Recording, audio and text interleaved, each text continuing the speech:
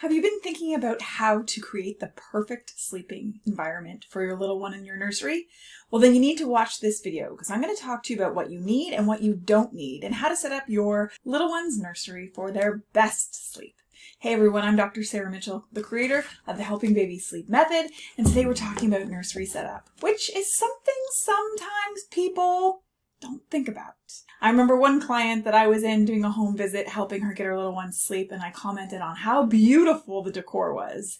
And she said, I wish I'd thought more about the actual sleep component of this nursery rather than how good it looks. And indeed, there are some things that we can be talking about to set up your nursery. So the first question people often have is, when should I be setting my nursery up? And in general, you probably want to do it at the beginning of your third trimester. You're going to be starting to get very tired, and changes that you might want to implement or make might seem overwhelming if you're very far along in your pregnancy. In addition, if your child comes early, you want to have the room set up. In general, certain key things you want to be having, you can make tweaks later on. Now, the truth is that your baby will probably sleep in your room the first month at least. The American Academy of Pediatrics suggests room sharing, but not bed sharing, until 6 months ideally. Lots of people move their little ones out earlier than that, but that is their recommendation to reduce the incidence of SIDS. With my first, we were close to about 4 months, and with my second, I moved her around 6 weeks because I was such a light sleeper, and all her little grunts and farts woke me up, and I found we all slept better once we were a little bit further apart.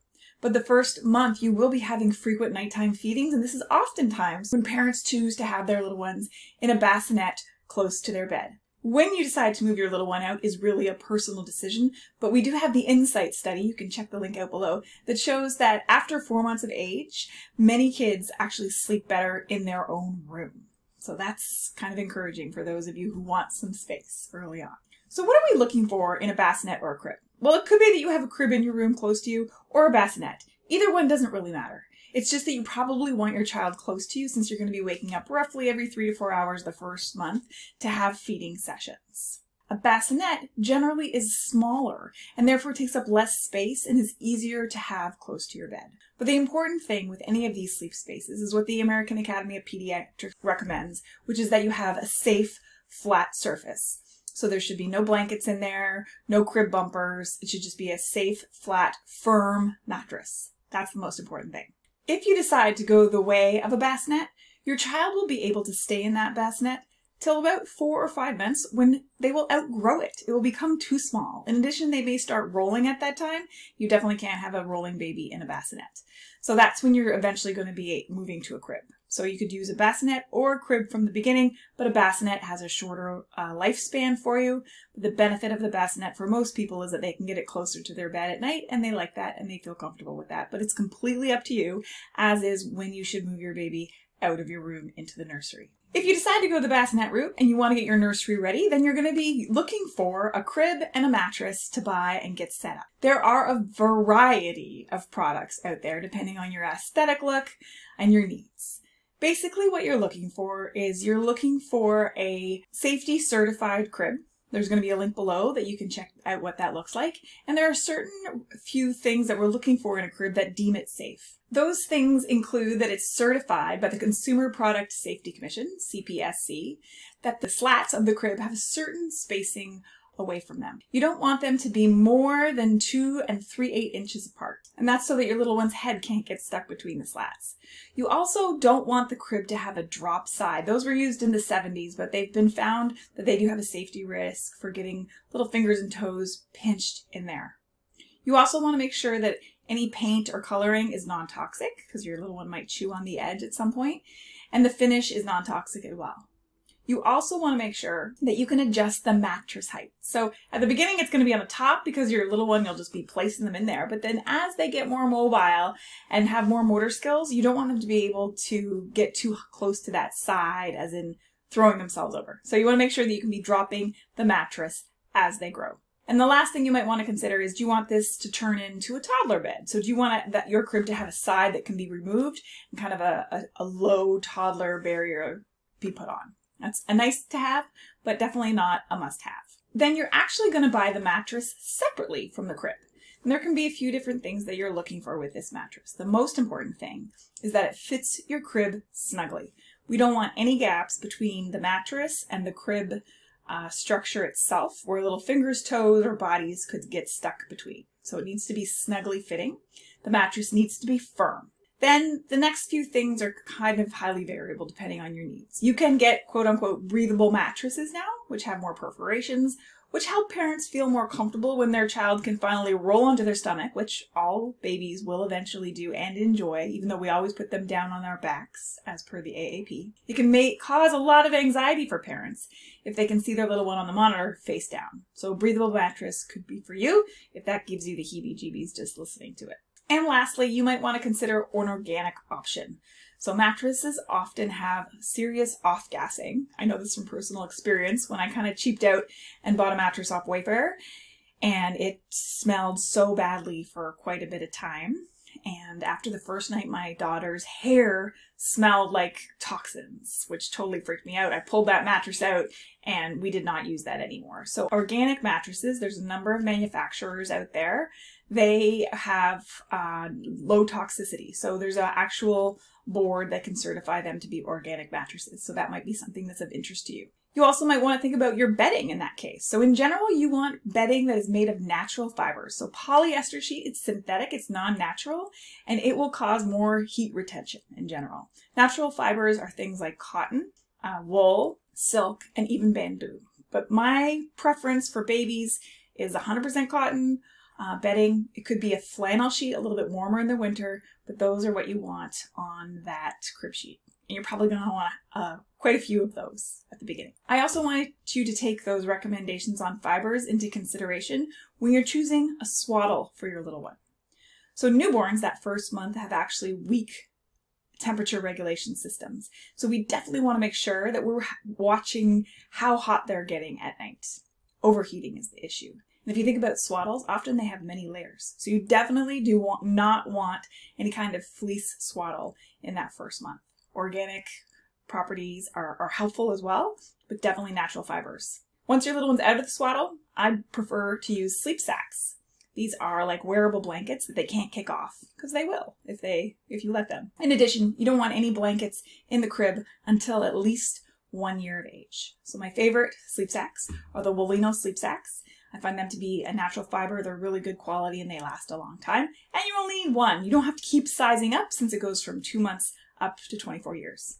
You'll be transitioning out of that swaddle somewhere around 4 months when your little one might show signs of rolling. Next, let's talk about furniture placement. Okay, I see so many beautiful nurseries that have one main wall with the crib right in the middle of it and their name over top. Something like this, right? We've all seen this. It is really, really beautiful. However, I want you to be thinking long term here.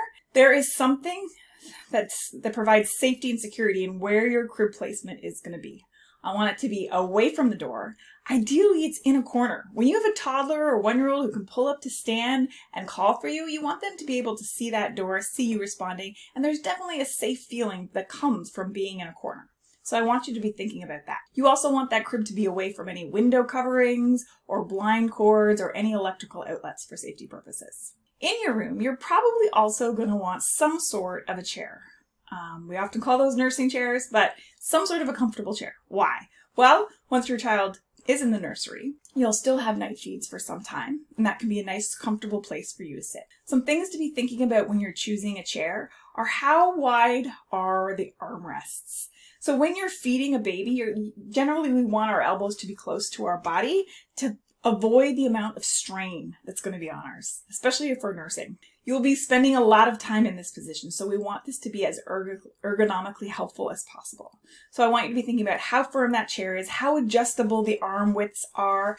I want you to think about how adjustable the back is. Aesthetics counts, of course. A rocker can be very nice to have because the other thing is you're going to have this chair in that room for many years, into the toddler years. That's going to be your book reading chair one day. So you want to take the time to invest in something that will suit your needs long term and that is adjustable. The next thing you might see online is change pad table. Okay. Do you really need this? You are going to be changing a lot of diapers. It is true. It is a helpful thing to have, but I want you to ask yourself, do you actually need a whole piece of furniture dedicated to this? You might be able to use a dresser as your change table, depending on your height. So I use this IKEA Hims, I think it's called. model for years for both my kids because I was tall enough to get them up there very easily, change their diaper. I had all the diapers and everything needed in the first drawer. And then that piece of furniture lasted us for years. We're still using it 10 years later as their dresser. So especially if you have a small space, I want you to be thinking, how can you be creative for functionality and for storage? Because you're going to go through so many baby clothes that first year, it's going to be hard to believe. So the more storage that you have available, the better. Now let's talk about lighting. What do you need? Do you need a night light? Here's the thing. The night light is actually going to be for you rather than your child until they're about 3. That's when fears of the dark can actually start. That's 3 years, by the way. So what's a nice thing to have is to have a dimmable overhead light. You also might like and enjoy some sort of a reading light for all those books and stories for years to come. And then often people have a little bit of a night light that they can control from their phone. All the rage these days is the Hatch Baby Rest Light, which can be super helpful because you can turn it on from your phone. It becomes an okay to wake clock long term. The links for all these products are down below. So that can be helpful. That Hatch also it can be a white noise machine, which you may or may not need. You might want to go check out my other video on why I don't think white noise should play all night long. No, it does not have to do that. But it is a useful product long term. Then you might be thinking about blackout curtains. Do you need blackout curtains? Well, you don't necessarily need them. However, the purpose of blackout curtains as kids age is it changes. So in the very first month of life, by 1 month of age, we actually have a study to show that making it dark for sleeping periods can really help and train your little one's circadian rhythm. This is the system to help them know when it's daytime and it's nighttime. So it can absolutely be helpful to make the room dark for naps and for bedtime as early as 1 month of age and move on. The purpose of them is to diminish distractions as they get older. So once they wake up to the world, really big time around 4 months, those darkening the room for sleep periods can be helpful to minimize distractions. It doesn't have to be pitch black, but the brighter it is, the more distracting it can be. Think about a 2-year-old who still is excited about life and wants to play at nap time. If they can see their toys or outside, that can be distracting. I like these sleep out curtains. They have a travel version and a home permanent version. I use them for myself through the summer to help keep the light out in the morning, and for kiddos in the bedtime in the summer, it might still be light out when you're putting your kids down, and blackout curtains can absolutely be helpful. So you can check out that link below and use my code HelpingBabiesSleep10, I think it is, for 10% off. Another note on environment is the room temperature. So typically the research shows, like from the National Sleep Foundation, that the ideal sleeping temperature is somewhere around 67 degrees up to 72 degrees. It really depends, because that also isn't telling us what is that person wearing. So in general, babies are growing exponentially. So their metabolisms are burning much faster than ours, and so they produce a lot of heat. And you may have noticed this if you've ever had a sleeping baby on you. They are very warm. I want you to think as a general guideline that your child should sleep in 1 layer less than you're wearing. That's a great guideline. When they're swaddled, they have multiple layers, generally, of fabric going around them. As they get older, cold hands are not necessarily a sign they're too cold, but if the nose is getting cold, that's a sign that the room might be getting a little bit cold. And the back of their neck should always be warm. So just be thinking somewhere between 69 to 72 degrees Fahrenheit, 1 layer less than you're wearing, and they should be okay. And lastly, to set up your nursery, you're probably going to want to consider looking into a baby monitor. At the beginning, your baby may be in your room, but again, it's a nice thing to have on hand when you're ready to move them into their own room. My favorite is the Nanit. I like it. It looks down on the child. It can give you all kinds of information about their sleep too. It has an app that goes with it. But overall, you just want something to have eyes on them sometimes. So when you hear a noise in the night, you can just look at the monitor and see what their body language is trying to tell you, rather than having to get up and go in there to take a look. Because more often than not, they're not even really awake.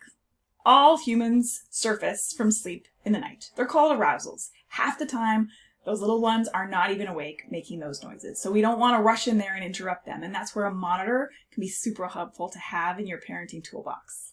And finally, interior design. So you're trying to create an environment that's calming and relaxing. So you might want to choose colors that you find calming.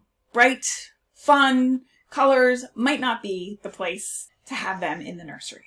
I hope you find this helpful. Check out the notes below for all the links to our favorite products.